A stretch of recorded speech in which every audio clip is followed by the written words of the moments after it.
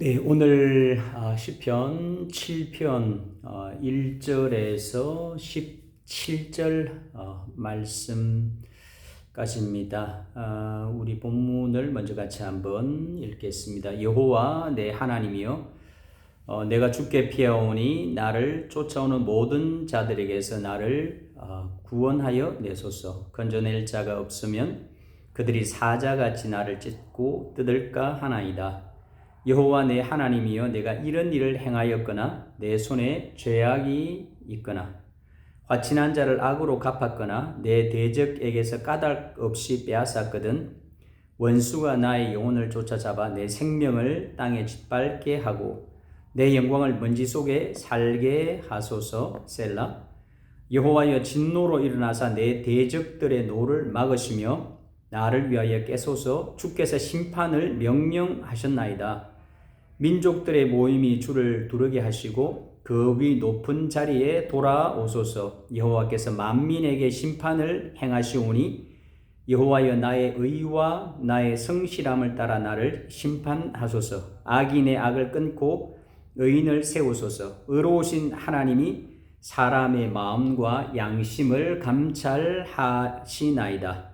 나의 방패는 마음이 정직한 자를 구원하시는 하나님께 있도다. 하나님은 의로우신 재판장이시며 매일 분노하시는 하나님이시로다. 사람이 회개하지 아니하면 그가 그의 칼을 가시며 그의 활을 이미 당기어 예비하셨도다. 죽일 도구를 또한 예비하시며 그가 만든 화살은 불화살들이로다. 악인이 죄악을 낳으며 재앙을 베어 거짓을 낳았도다. 그가 웅덩이를 파 만들며 제가 만든 함정에 빠졌도다. 그의 재앙은 자기 머리로 돌아가고 그의 포악은 자기 정수리에 내리로다. 내가 여호와께 그의 의를 따라 감사하며 지존하신 여호와 이름을 찬양하리로다. 잠시 한번 기도하겠습니다. 하나님, 감사합니다. 오늘 예배 가운데 함께 해주시고 또 말씀 가운데 우리에게 말씀하여 주시옵소서. 여러 가지 상황이 어렵고 우리가 어떻게 해야 할지 알지 못하지만 주님께서 우리의 길을 인도하실 줄 믿습니다. 주님 말씀 가운데 말씀하시고 성령께서 역사하여 주시옵소서. 감사하며 예수님의 이름으로 기도합니다. 아멘.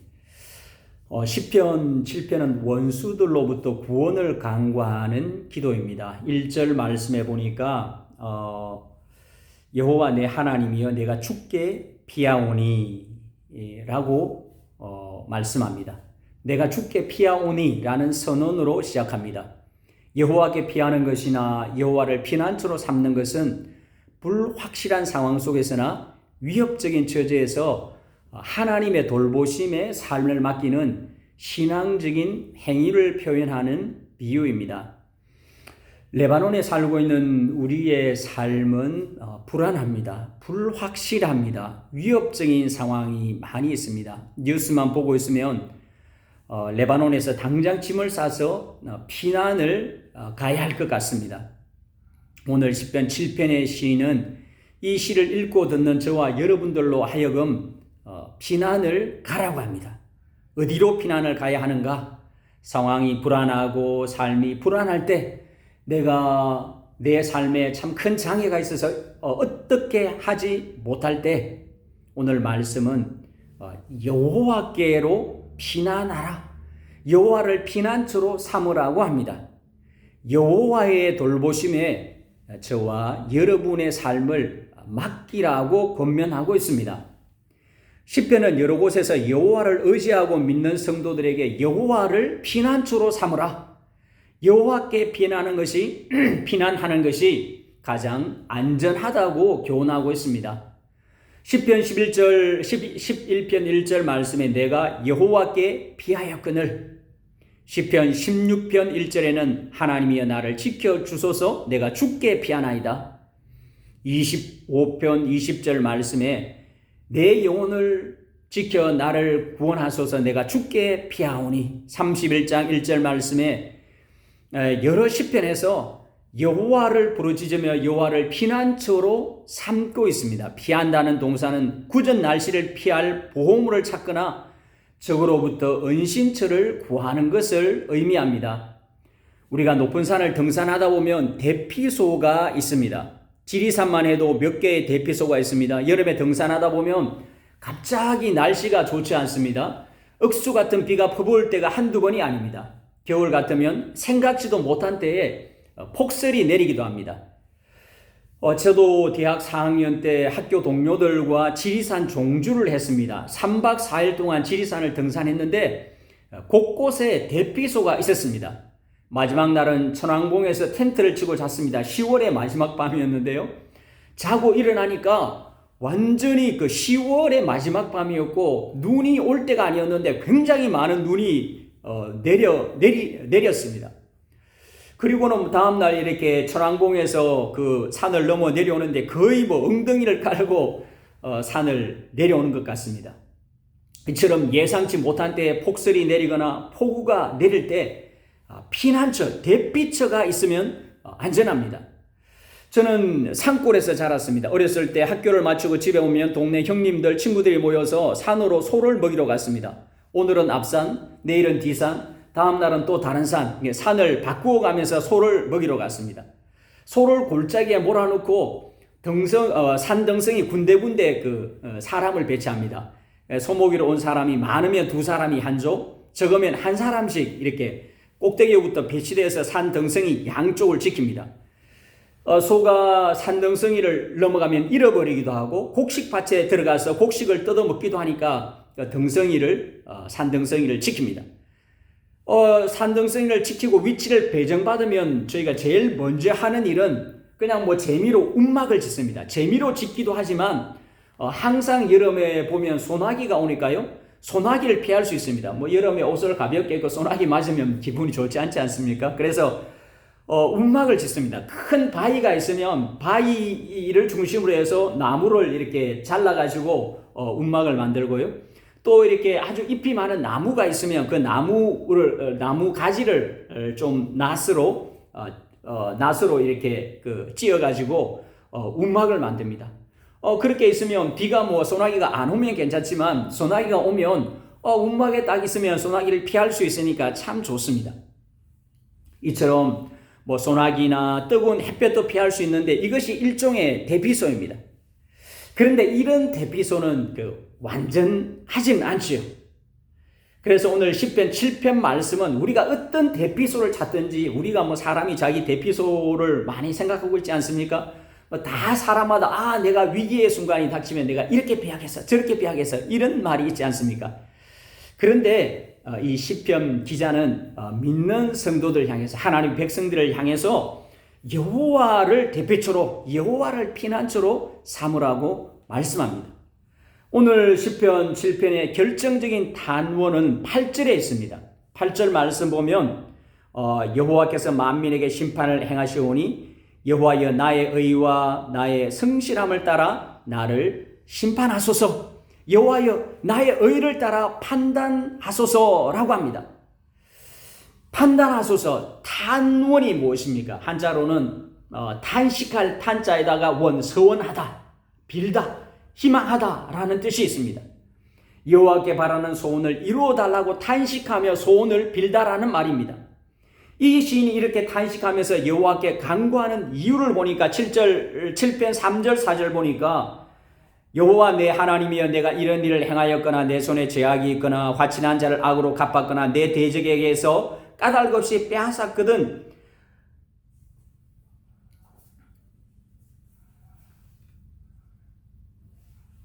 여호와 내 하나님이여 내가 이런 일을 행하였거나 어떤 일입니까? 1절 후반 2절 말씀에 보니까 나를 쫓아오는 모든 자들에게서 나를 구원하여 내소서. 건져낼 자가 없으면 그들이 사자같이 나를 찢고 뜯을까 하나이다. 시인은 대적들에게서 구원해 달라고 합니다. 하나님을 피난처로 삼습니다. 이 시편 전체가 하나님을 피난처로 삼는 것인데 하나님을 피난처로 삼는다는 것이 무엇인지를 보여줍니다. 가장 중심적인 것은 하나님께서 심판해 달라는 것입니다. 여호와여 6절 8절 말씀에 진노로 일어나사 내 대적들의 노를 막으시며 나를 위하여 깨소서. 주께서 심판을 명령하셨나이다. 민족들의 모임이 주를 두르게 하시고 그 위 높은 자리에 돌아오소서. 여호와께서 만민에게 심판을 행하시오니 여호와여 나의 의와 나의 성실을 따라 나를 심판하소서라고 합니다.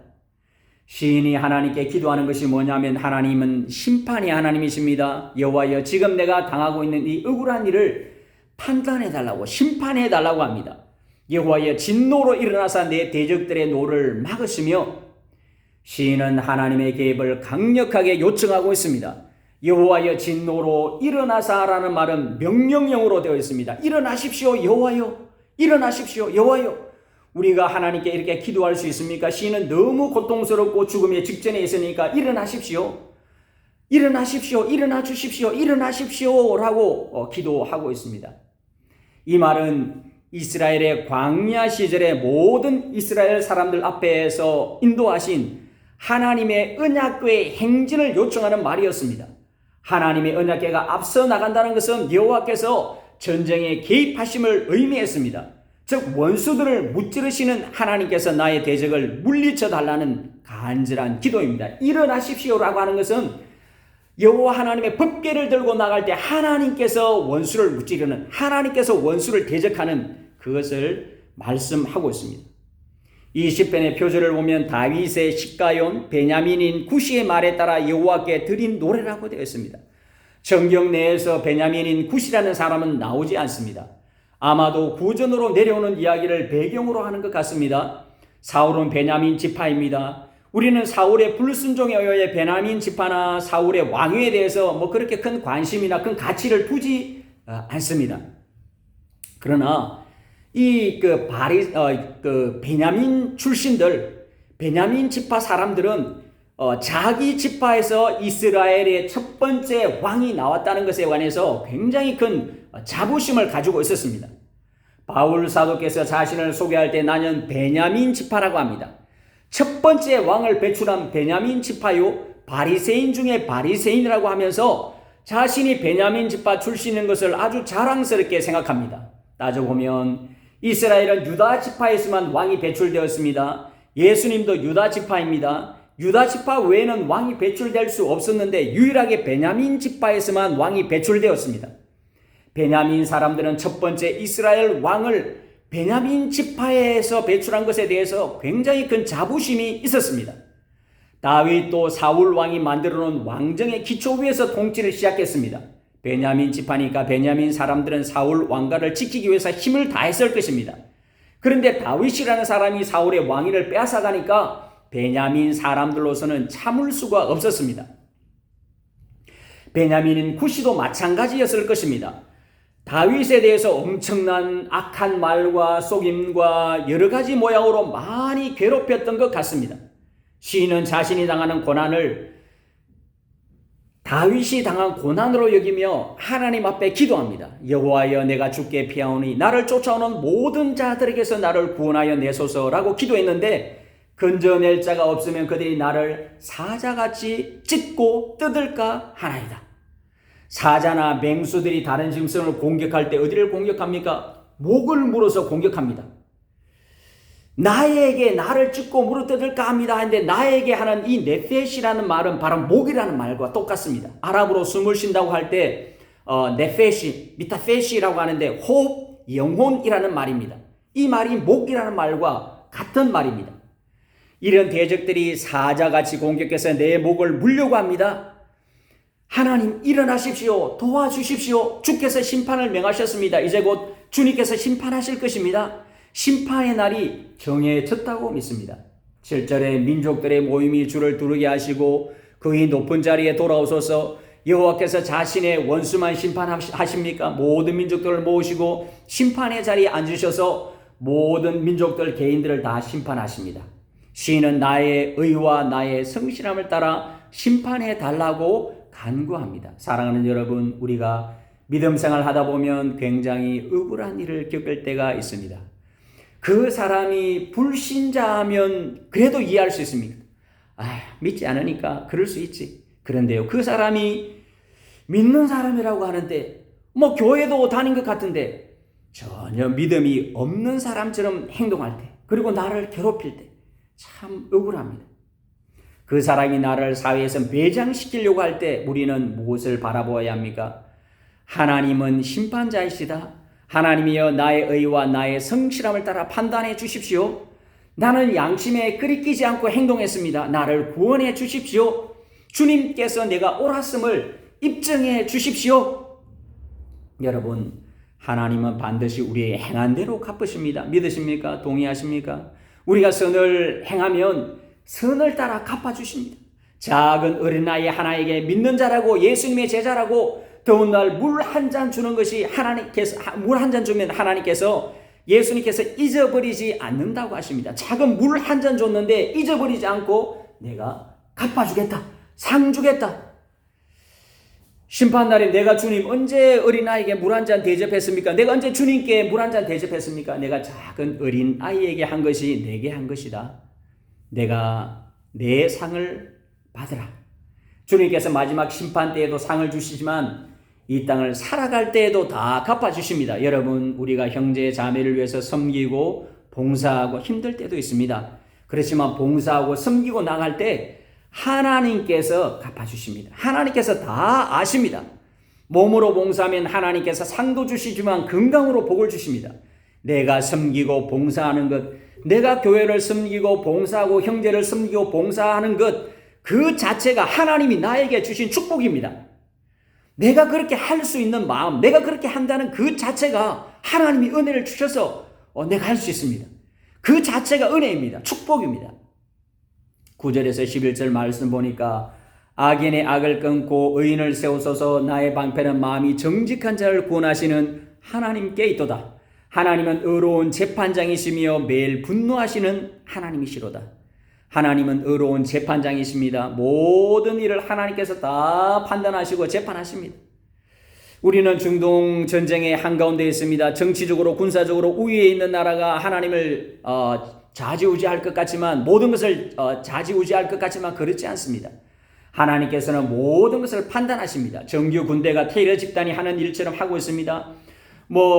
얼마 전에도 삐삐를 폭탄으로 사용한 선례를 남겼습니다.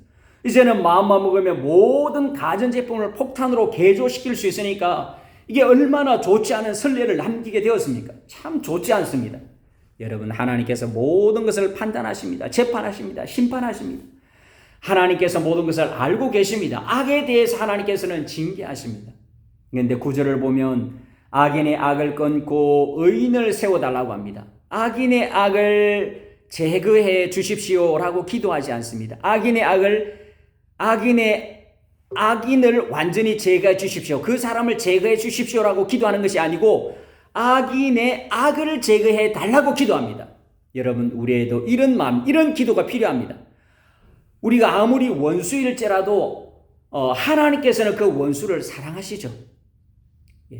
우리가 원수를 사랑하는 은혜까지 부어주시면 좋겠지만 우리가 할 수 있는 기도는 하나님, 저 악한 원수에서 저 악을 제거해 달라고 우리가 기도할 수 있습니다. 하나님, 저 원수에게서 악을 제거해 주십시오. 저는 이게 일종의 판정성이라고 생각합니다. 권투 시합이나 격투기 시합을 하면 KO성이 아주 통쾌합니다. 시원합니다. 우리도 대적에 대해서 하나님, 저 원수를 완전히 박살내 주십시오. 이것은 KO성을 원하는 마음입니다. 판정성은 무엇입니까? 하나님, 저 사람에게서 저 악을 제거해 달라고. 저 사람이 비록 부족한 점이 있지만 내가 사랑하게 도와주십시오. 여러분, 우리는 우리 자신을 알지 못합니다. 나도 다른 사람이 보면 참 허물이 많고 그런 사람인데, 여러분, 나를 힘들게 하는 사람, 우리는 나 자신을 잘 모르니까 나는 최고로 좋고, 우리 믿는 사람들은 나는 굉장히 믿음도 좋고 인격도 좋고 막 그렇게 생각합니다. 특별히 우리 선교사님들 오신 분들 보면 나는 굉장히 믿음 좋고 나는 모든 것을 헌신하고 막 이렇게 생각하는데 실제로 그렇지 않습니다. 실제로 선교 현장에 부딪히다 보면 실제로 그렇게 알고 나는 굉장히 믿음이 좋고 이렇게 알고 왔는데 이 현장에서 부딪혀 보니까 나의 인격이 박살이 납니다. 그리고는 내가 이런 사람이구나라는 것을 깨닫고 그 항구로 가신 그런 분도 계십니다. 여러분, 판정성은 무엇입니까? 두 사람이 경기를 했는데 거의 비슷비슷했는데 한 사람이 조금 더 잘해서 이긴 것입니다. 여러분, 예를 들면 부부 싸움을 하면 부인이 내가 완전히 이 기회에 남편의 길을 끊어놓겠어. 지금이 어떤 시대인데 이 사람이 시대 정신도 모르고 부인을 이렇게 대하냐? 내가 이게 완전히 박살내게서 좋지 않습니다. 남편들이 가정에서 기가 살아야지 나가서도 자신감 있게 일을 할 수 있습니다. 남자들이 밖에서 성공을 해도 부인이 집에 들어와서 그거 별거야 이렇게 하면 힘이 생기지 않습니다. 반대로 부인한테 밖에서 별로 어려운 일을 겪었는데 부인한테 자기 괜찮아, 멋있어, 잘했어, 자기 너무 잘했다고, 이때까지 자기가 이렇게 잘했는데 그거 자기 잘 결정했다고 부인이 그렇게 해주면 남자들이 힘이 있지 않습니까? 그러면 자신이 생겨가지고 여러분 옛날에 그 바보 온달과 평강공주 얘기 있지 않습니까? 물론 온달이 바보 온달이라고 했겠지만 그 평강공주가 물론 그 능력이 있었겠지만 평강공주가 그 사람을 위대한 장군으로 만들지 않습니까? 이 여자들이 남자를 격려해주고 인커리지 해주면 남자들이 어디서나 다 잘할 수 있습니다. 근데 이게 길을 끊겠다 그런 건 좋지 않죠. 남편들도 마찬가지입니다. 부인을 사랑해주고 어려운데 참 당신 멋있다고 예쁘다고 이렇게 칭찬해주고 격려해주고 사랑해주고 그렇게 하고 싸움이 났을지라도 겨우 조금 이기는 이런 사람이 좋지, 내가 완전히 부인의 길을 꺾어놓겠어, 내가 완전히 남편의 길을 꺾어놓았어, 절대로 그렇게 하면 되지 않습니다. 우리가 사랑하며 살아도 이렇게 부족한 세월인데 그렇게 하면 되지 않죠. 우리 사회도 마찬가지입니다. 판정승만 하면 된다고 생각합니다. 우리는 너무 감정적이어서 KO승을 해야 만족합니다. 어떤 사람이 범죄했다면 그에 대한 벌을 받고 명예회복의 길을 주어야 합니다. 여러분, 어떤 사람이 그 범죄를 했고 어떤 사회에서 그 마땅한 대가를 받았다면 이 사람이 다시 명예를 회복하고 그 사람이 사회에서 살아나갈 수 있는 그 길을 허락해 줘야 합니다. 우리 사회는 한 사람이 범죄했다면 완전히 매장을 시킵니다. 이거 굉장히 좋지 않습니다. 하나님께서도 우리에게 피할 길을 주시지 않습니까? 오라 우리가 서로 이야기하자. 너희 죄가 주홍같이 붉을지라도 눈같이 희게 하리라. 우리가 아무리 큰 죄를 지었을지라도 하나님께서는 와라. 그리고 내가 이렇게 길을 주겠다. 자기 아들 예수님을 줘가지고 예수님을 십자가에서 죽게 하시고 우리 죄를 다 담당하게 하십니다. 우리 죄와 허물을 예수님의 의의 옷으로 다 덮어주십니다. 하나님께서도 피할 길을 주시는데 우리는 피할 길을 주지 않아요. 어떤 사람이 실수하고 아무리 큰 죄를 지어도 죄값은 당하게 하고 그 명예를 회복할 길을 주어야 되는데, 근데 명예를 회복할 길을 우리 사회에서는 사람들이 잘 주지 않아요. 그냥 완전히 매장을 시키고 그러면 어떻게 하겠습니까? 결국 그 사람은 죽는 길밖에는 없습니다. 내가 범죄하고 실수했을지라도 그 실수나 죄에서 회복할 수 있는 기회를 얻어야 하죠. 악인에 대해서 기도하시면 하나님 저 사람의 영혼을 불쌍히 여겨주시고 그 사람에게서 악을 제거해 주십시오.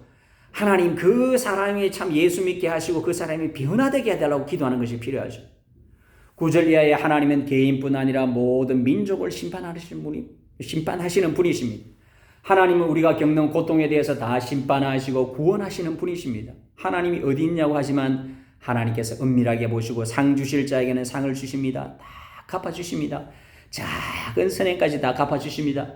내가 떠벌리면 내가 보잘것없는 상을 받습니다. 은밀하게 행하면 그 왼손이 한 일을 오른손이 모르게 은밀하게 하면 하나님이 다 보십니다. 하나님 다 보시고 하나님께서 상으로 갚아주십니다. 악을 행하는 자에 대해서는 하나님께서 악으로 갚아주십니다. 때문에 우리의 할 일이 무엇입니까?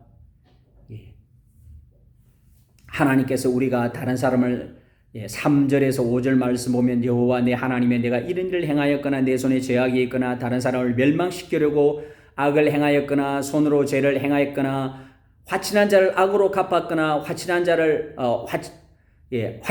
언약을 맺은 사람입니다. 이런 사람을 악으로 갚았거나 이런 사람이 있으면 하나님 나를 판단해 달라고 합니다. 여러분 마치 요나단과 다윗은 화평의 언약을 맺었습니다. 처음에 요나단은 다윗을 사랑해서 자신의 모든 것을 다 줍니다. 활도 주고 칼도 주고 자신의 모든 것을 다 줍니다. 왕위까지 다 물려주죠. 아버지 사울이 다윗을 죽이려고 했지만 요나단은 생명을 다해 다윗을 보호해 줍니다. 그리고 요나단이 죽었을 때 다윗은 요나단의 쩔뚝발이 아들까지 찾아가서 자기 상에서 같이 먹게 해줍니다. 요나단과 맺은 언약을 그대로 지키는 이런 모습을 보게 됩니다. 우리 신앙이 이래야죠. 한번 약속한 것은 최선을 다해서 지켜야 합니다. 우리는 언약 신앙에 대해서 참 약합니다. 우리 신약과 구약이지 않습니까? 약속. 하나님은 구약에 약속하신 그 약속을 신약 때까지 그 약속을 반드시 지키시고 이루시는 하나님. 그래서 구약, 신약이라고 하죠. 우리는 약속에 대해서 아주 약합니다. 교회에서 제일 무서운 게 괘씸죄라고 하지 않습니까? 이 감정으로 얽히는데 괘씸죄에 걸리면 해결 방법이 없습니다. 우리가 감정적으로 좋지 않을지라도 약속한 것은 약속대로 지켜야 합니다. 약속한 것은 약속대로 지켜야 합니다. 원수가 이렇게 해도 원수의 그 나귀가 짐을 싣고 가다가 넘어지면 원수의 나귀라도 일으켜 주라고 했습니다. 그로 말미암아서 관계가 회복될 수 있는 것이죠. 여러분, 내가 감정은 감정이고 약속은 약속입니다. 우리는 감정과 약속을 뒤섞어가지고 저 사람이 나에게 별로 좋지 않은 말을 해서 나에게 감정적으로 좋지 않은 말을 해서 내 감정이 상해서 그러면 약속이고 뭐고 다 없습니다. 약속한 것은 반드시 지켜야 합니다. 제가 부목사 때 목회훈련을 하면서 담임 목사님으로부터 배운 가장 큰 것은 그분은 약속한 것은 꼭 지키시는 분이셨습니다. 우리가 사람이니까 다 지킬 수는 없죠. 근데 그분은 내가 이렇게 하겠다고 교회 앞에서 결정하거나 저희가 선교 나올 때 그 결정한 부분은 꼭 지켜주셨습니다. 에스겔이나 예레미야서도 보면 이스라엘의 마지막 왕 시드기야는 바벨론 왕과의 약속을 지키지 않았습니다. 시드기야는 바벨론 왕에게 나는 당신의 종이 되어 섬기겠습니다 해놓고는 이 약속을 지키지 않습니다. 내가 당신의 종이 되어서 지키겠습니다 이렇게 했으면 이 끝까지 지켜야죠. 약속한 거 말한 것은 지켜야 됩니다. 그런데 이렇게 해놓고는 이 시드기야는 반란을 꾀합니다. 이집트 왕의 도움을 받을까 해서 반란을 꾀하는데 이 때문에 유다는 완전히 파괴적인 멸망을 당합니다. 여러분, 약속을 지키는 것이 국가 간에 개인 간에도 굉장히 중요합니다. 그리고 또 하나의 원리는 악한 자가 행하는 악은 그들에게 다시 돌아갑니다. 12절에서 16절까지 같이 한번 보겠습니다. 사람이 회개하지 아니하면 그가 그의 칼을 가심이요 그의 활을 이미 당기어 예비하셨도다. 죽일 도구를 또한 예비하시며 그가 만든 화살을 불화살되리로다. 악인이 죄악을 낳으며 재앙을 베어 거짓을 낳았도다. 그가 웅덩이를 만들며 제가 만든 함정에 빠졌도다. 하나님은 악에 대해서 심판하십니다. 서론에서도 말씀드렸지만 하나님께서는 우리가 믿는 죄를 지으면 교훈하십니다. 징계하십니다. 그러므로 우리가 악을 행하지 않고 어찌든지 선을 행하기를 힘써야 합니다. 회개합니다. 우리는 믿는 자이지만 성령이 우리를 주관하시지만 우리는 죄의 속성이 남아있습니다. 죄가 우리를 다스리고 지배하려고 합니다. 죄의 습관이 우리에게 남아있습니다. 이 죄가 우리를 지배하면 하나님과 멀어집니다. 때문에 우리는 늘 우리 자신을 돌아보면서 회개해야 합니다. 어떤 신학자들은 완전 성화를 주장합니다. 우리가 완전할 수 있다는 겁니다. 우리는 완전히 어려워질 수 없습니다. 성화를 믿고 주장하다가 타락한 사람들이 간혹 있습니다. 능력을 행하고 나는 거룩하다. 나는 하나님의 말씀을 듣는다. 내가 기도하는 것 그대로 100% 다 이룬다고 하는데 이 사람들 보면 종종 돈 문제나 또는 성 문제에 빠지는 경우를 종종 보게 됩니다. 우리는 늘 조심하고 회개하면서 주님의 긍휼을 간구해야 합니다. 회개한다는 것이 복입니다. 내 자신을 돌아보면서 회개하는 것이 은혜입니다. 내가 다른 사람을 섬기고 내가 다른 사람을 도와주는 것이 이게 복입니다. 내가 회개하는 것이 복입니다. 내 자신을 돌아보는 것, 어떤 문제가 있는데 막 저 사람이 지금 문제가 있어 막 비난하고 판단하면 해결 방법이 없습니다. 근데 그 문제 내 자신을 돌아보면서 내가 어떤 부분에 부족했지, 내 자신을 돌아보고 내가 이 부분이 부족했구나. 내 자신을 회개하면서 돌아보는 것이 주님의 은혜입니다. 회개하지 아니하면 그가 칼을 가시며 망나니들이 칼을 갈았습니다. 사형을 집행하기 위해서요. 칼을 가는데 회개하지 않으면 하나님께서 그렇게 칼을 갈겠다. 활시를 당겨 조준하고 계시다고 합니다. 제가 일주일에 전에 한두 번 이렇게 베이루트 앞바다에 수영하러 갔습니다. 집에서 이렇게 출발하면 항상 여기서 10분이면 가는데요. 저희 집에서 시내로 직진하는 거리에 꼭 신호등이 있습니다. 제가 직진해서 가면 바닷길로 가야 하는데 새벽에 운전을 하면 새벽에 아무도 없습니다.